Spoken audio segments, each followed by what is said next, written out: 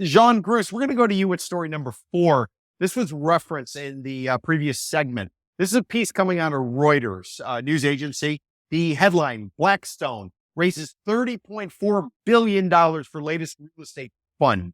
Anybody doesn't know what the real estate fund is? Basically a bunch of individuals who are qualified investors. They go ahead, they invest in a fund, and then the fund has the right to go around and buy stuff, preferably at a discount, and try to get a return based on changing market conditions. So here we go. First couple graphs, Sean, then I'll ask you to comment.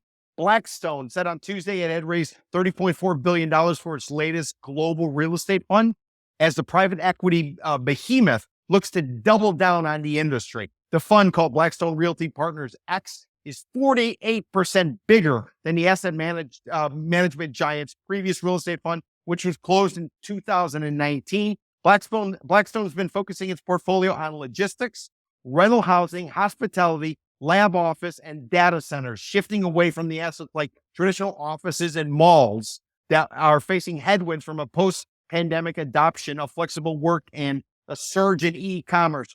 John, what do you make of the fact that Blackstone thinks that there's going to be plenty of stuff to buy, and Lord knows they like a deal?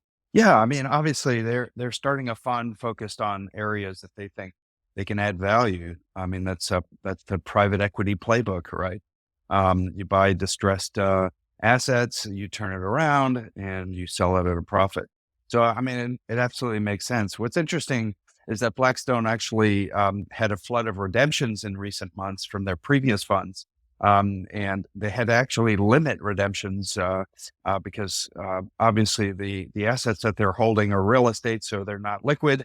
So they have to limit redemptions. They can only limit a certain amount at any given month.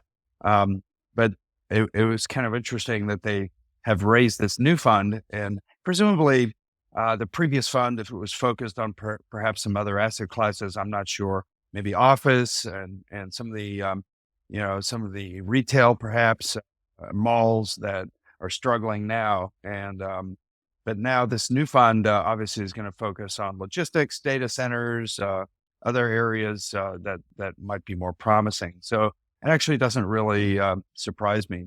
I mean, the kinds of investors, which include individuals and institutions, pension funds, they are looking for outsized returns, and why not target those areas that might be in distress or that where there might be some opportunities, turn them around and make a handsome profit with it. So actually, it's pretty interesting. It's a reflection of a changing market, and it tells me that there are opportunities in those areas that perhaps there might be some strain and some distress in those areas, and might be ripe for the pickings. And so they're raising the money to do that.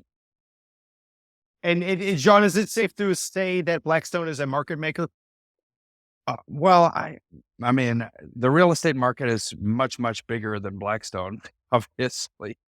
Blackstone alone, I don't think is a market maker in real estate, but they're definitely a bellwether. They're seasoned executives. I mean, they're seasoned real estate folks, and they probably sense changes in the markets and opportunities. And it's just an interesting observation. Interesting. So anybody out there who's listening, remember the industries that Blackstone's going to be focusing on, if you're looking for opportunity, are again the industries of logistics, rental housing, hospitality, lab office, and data centers. So